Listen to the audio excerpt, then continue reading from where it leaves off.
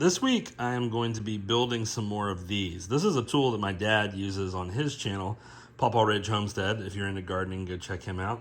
But he puts this in an EMT conduit and then hammers on it. It keeps the end of the conduit from being damaged and able to slide this in and out each year to set up his garden. So I got a custom request for a bunch of these. So let's walk through how I'm gonna build them. All right, we're gonna take the rough stock over here to the Evolution miter saw. I tell you what, I've had this thing for about a year and it has been a beast to have in the shop. It really speeds up the process. I don't even use a bandsaw anymore. This is actually my first time using the stainless steel blade, and it turned out great. They cut like a champ. So even on this 1.25 inch stock. All right, now over to the lathe. We're gonna go ahead and get a facing cut here.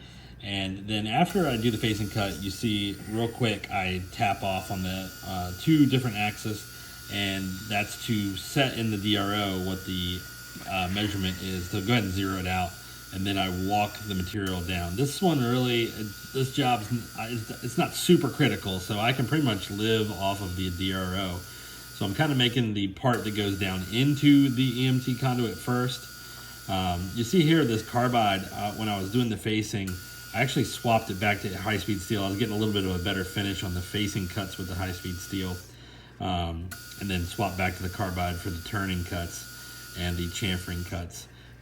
Just for some reason, I always get a better finish on my high-speed steel facing operations. All right, we finished it up on the lathe. Now we're gonna take it over to the Thunder Laser and go ahead and get the logo on there. Let me show you what I came up with for doing batches of these. I wanted a way to batch these out on the laser, so I 3D printed, designed and 3D printed this jig, and now let me show you installing it. So the Thunder Laser has T-slots, so I came up with a little bit of a system here where you use this as a spacer, and then my jig, I made it with T-slots, and then it has where it can be bolted down if you want, but it's actually pretty snug on its own.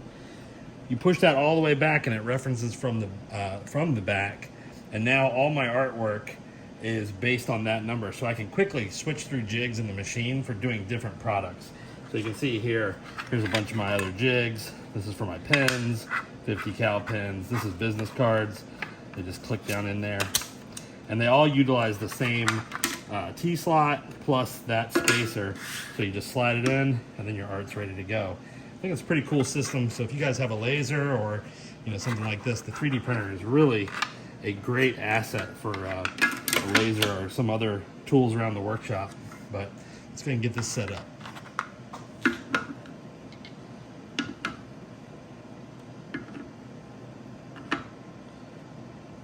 All right, I got them all set up in Lightburn. Here we go. I'm gonna go ahead and frame it, make sure that everything looks good. And so, I know it doesn't show up on camera very well, but that is centered on all 4. And the heights look good. All right, we'll bring this down and let it run here. 1, 2, 3, 4, high setting. All right, here we go.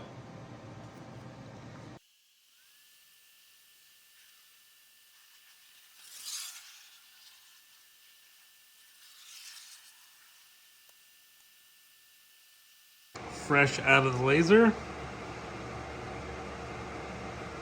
Threw Dad's logo on there, and now we're ready to put them up for sale on the website. Thanks for watching, you guys. And if you like this kind of content, please subscribe.